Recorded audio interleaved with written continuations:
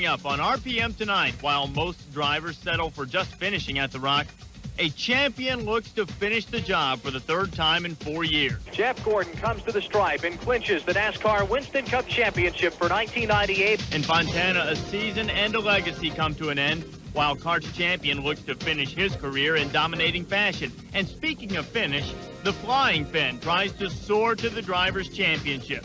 For the next 30 minutes, we'll try to keep you out of the wall. RPM Tonight is next.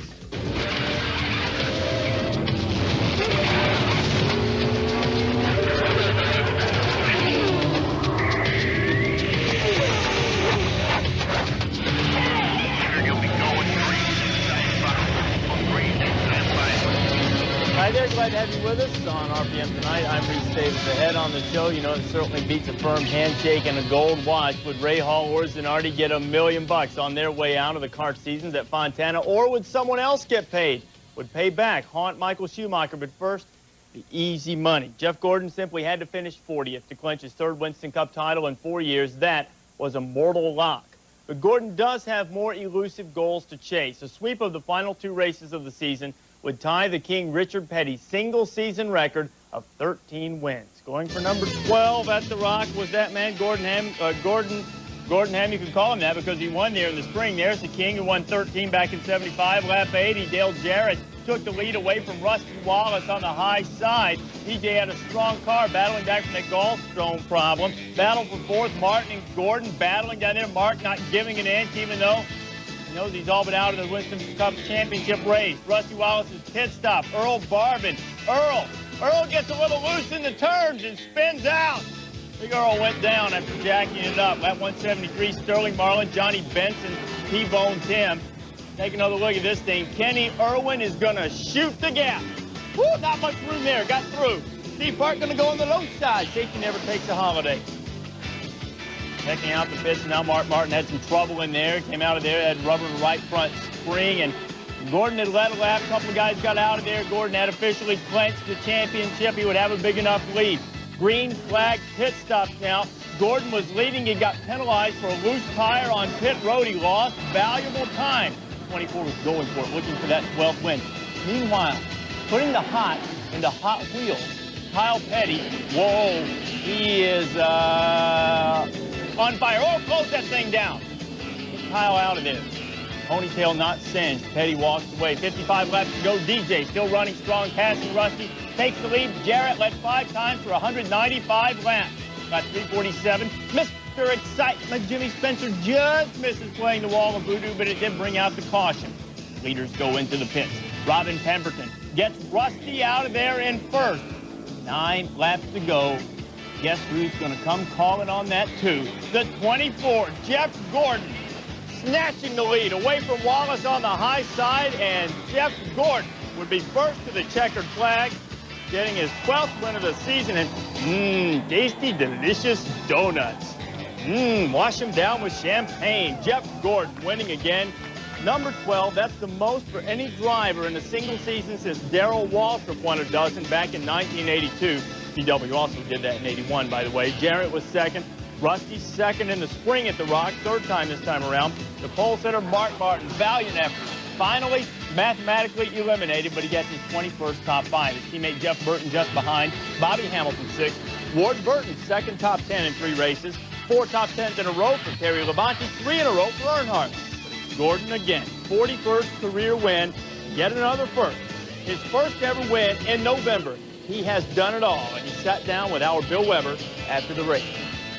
Even yesterday, after the final practice, I said, man, I hope this thing comes down to a 50-lap shootout. Well, it was 40-lap shootout, and so I needed a few extra, tenths of a second, I guess, in the race car. I needed a little more speed.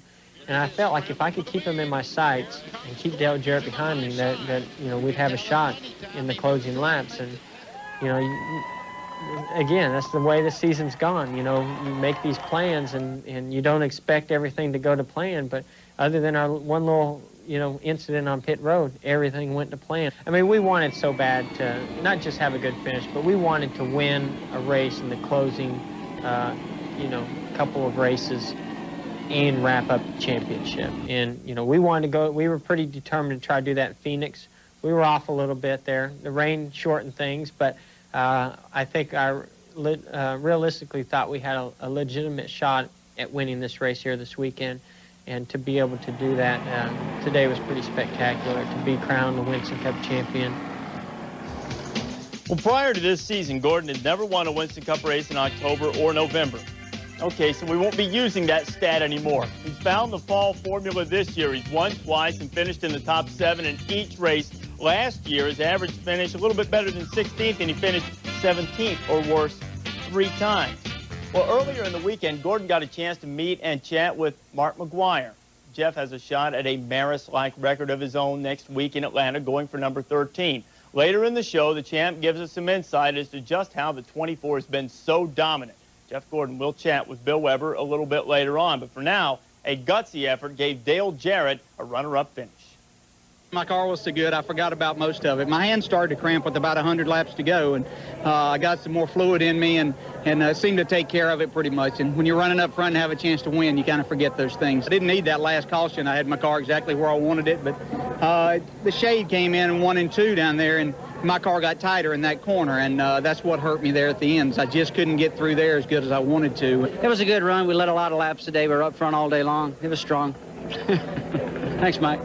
It was a good one. I'm happy with it. I just really wanted that win real bad. You know, that's upsetting when you lead that much, and at the end there you got it. And they said 40 laps to go, and I said on sticker tires I think I can hold them off at 40, and didn't work. The car really didn't run very good, but 4th place looks pretty good after it's all over with. The race team did a good job today, and they got me a bunch of spots there on the last pit stop and got the car working about as good as it had all day, probably the best it did all day. So, you know, Valvoline team were the real stars today.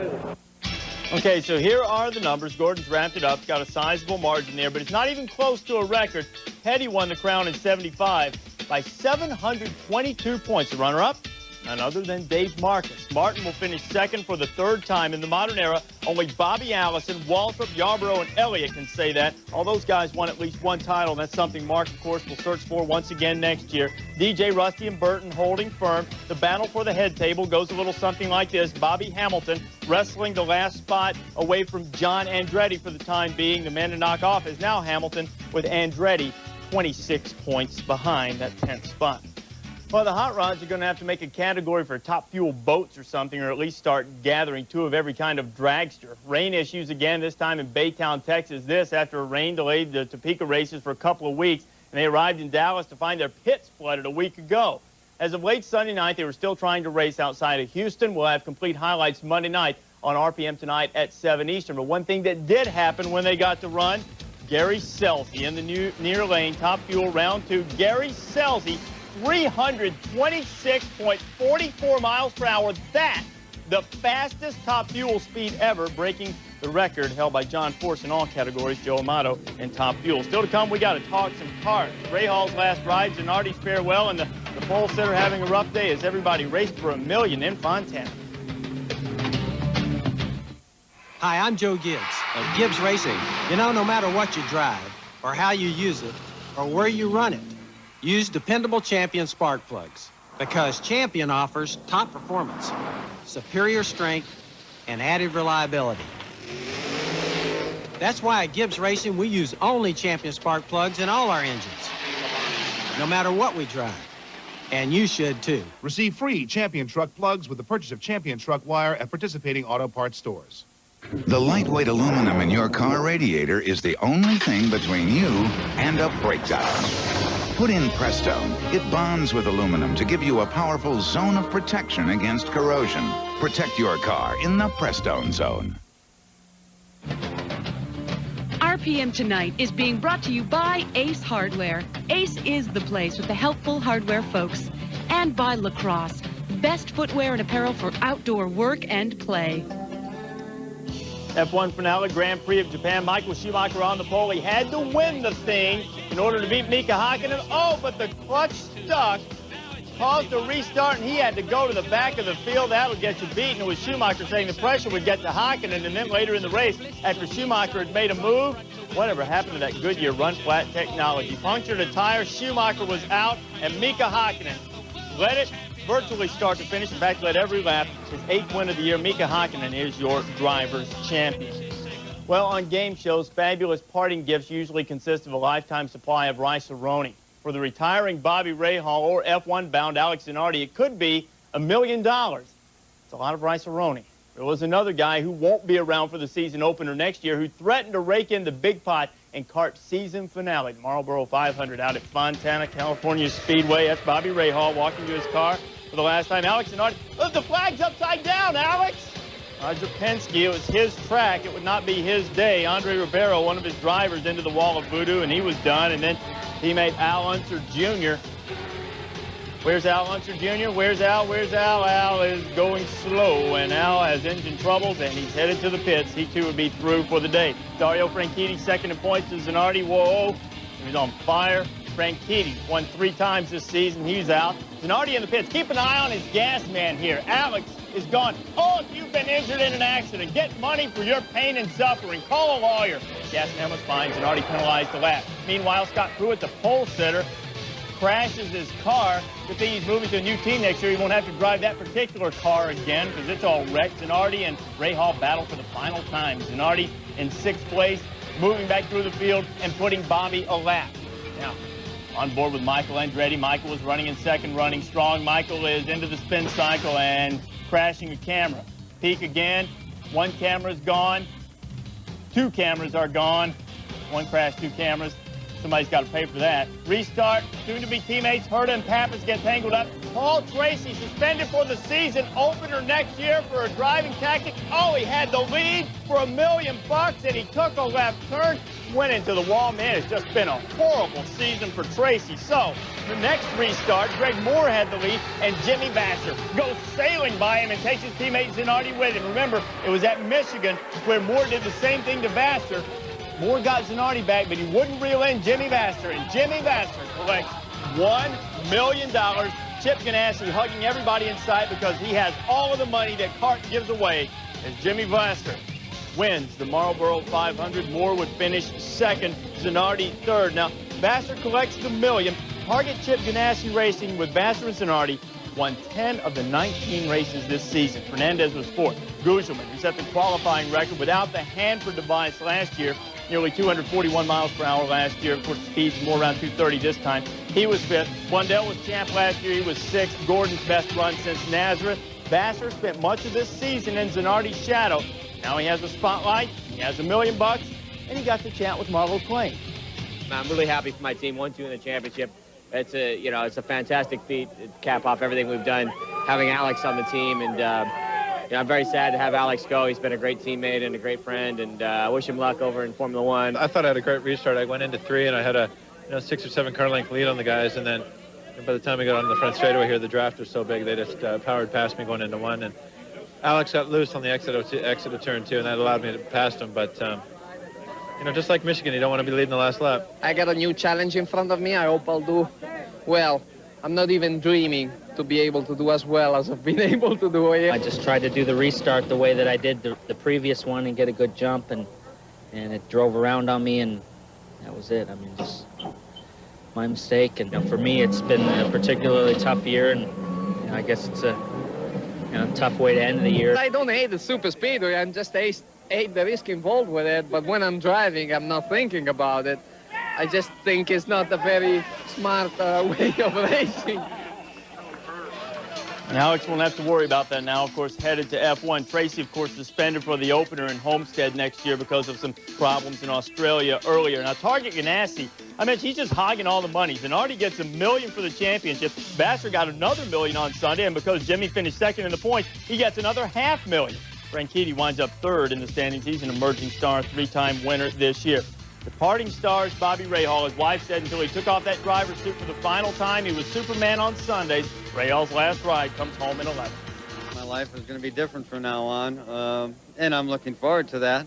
I'm excited about it. I'm glad, 25 years we made it through this sport and had a lot of great successes, and when I started racing, I never expected any of it, so I'm very pleased and very appreciative of all the well wishes. Well, Bobby Rahal finishes his career with yet another top 10 standings in the points race, 16th time in 17 years. Rahal's made the top 10. That mark, of course, highlighted by his 3 PPG Cup titles. Well, Rahal's last ride didn't end in victory lane as he had hoped, but Bobby had quite a ride his last season. Most of it stayed right side up. We'll ride along through the kart season a little bit later on in the show. And he did it again. Not just McGuire and Sosa now, but Jeff Gordon chasing history in 98. We'll get the champ's perspective a little bit later on in the show. Some more going on from the Rock, some results in case you got to check out those Rotis drivers. Jeff Bodine started 5th, finished 11th. Good run for the 7th. First guy to finish a lap down. Three-time Rock champ Elliott was 12th.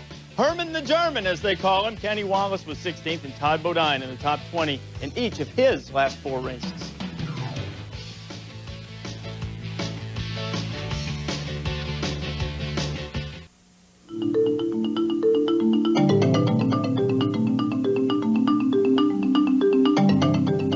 Seen records fall this year, and next week in Atlanta, Jeff Gordon will have an opportunity to tie Richard Petty with 13 wins. That is the record for a single season in the modern era, Petty doing that in 1975. As for Gordon, he's the driver that some love to hate, and while that's certainly any fan's prerogative, Gordon is leaving less and less room for legitimate criticism.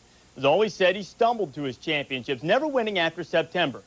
Well, now he's won in October and November, but there still is a chink in Jeff Gordon's armor.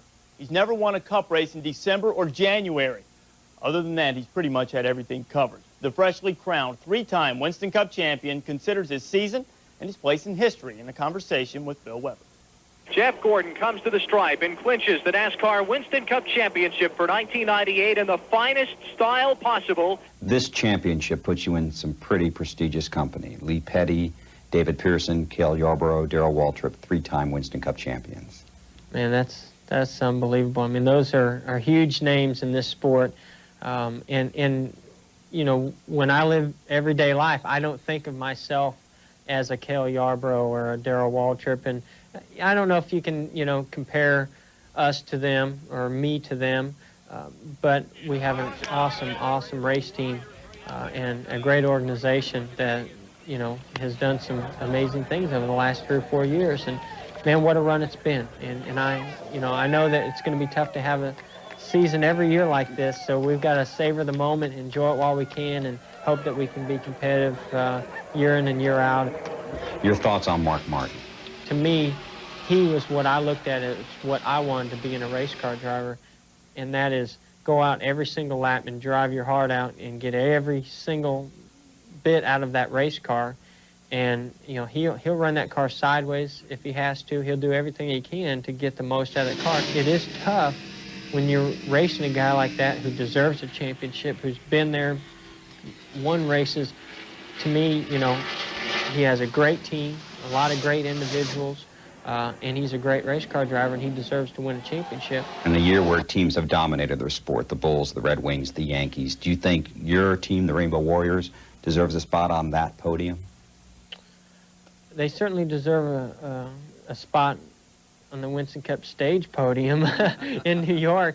You know, when I think of great teams and I think of the Bulls and the Yankees and those teams, I certainly throw my team in there. And what we've done in this sport, you know, it has only been done by a few other teams in other sports. Bill, Jeff, thanks a lot. As your Bill alluded to, Gordon becomes the 4th different driver in the modern era to win 3 championships, but he's done it much faster than the others. Took Gordon 84 fewer starts to clinch his 3rd title than it did Dale Earnhardt, for instance. And consider this, Gordon has won 3 titles in 6 full Winston Cup seasons, 7 seasons overall. Richard Petty didn't win his 3rd title until his 14th season. While Gordon's skill at the wheel is unquestioned, his remarkable season has also undeniably been a team effort. What Fred and Ginger were to dancing, what the Road Warriors were to tag teams, Gordon and Ray Evernham are to Winston Cup racing. The crew chief extraordinaire reflects on his 3rd title. It is really sweet because, you know, it's something that we wanted to overcome to be able to finish with an exclamation point, and we did. We don't win all the time because of horsepower, or all the time because of handling, or all the time because of driving or pit stops. It's always a combination of those things, and, you know, I am so proud to be part of this team. You can't imagine. You don't get many opportunities to do something like this. The pressure was there, 3 championships in a row, and as I said back early in the year, I would take it very personally if we hadn't won this championship, that the leadership needed to be there. And but I can't take it. It took a total team effort to do this, and those guys are awesome. And I was just there to be a cheerleader for him. Hendrick Motorsports has now won 4 straight titles. It is the only ownership to do so. Terry Labonte, of course, took the crown in '96, Gordon in '95, '97, and this year. RPM Tonight will continue right after this break. It's all about the information. Mike Skinner, whose team won the pit crew competition. Pamela, she couldn't sing, but kept the beat and kept it strong. The all-new Mazda Protege. A change from all your high-maintenance relationships.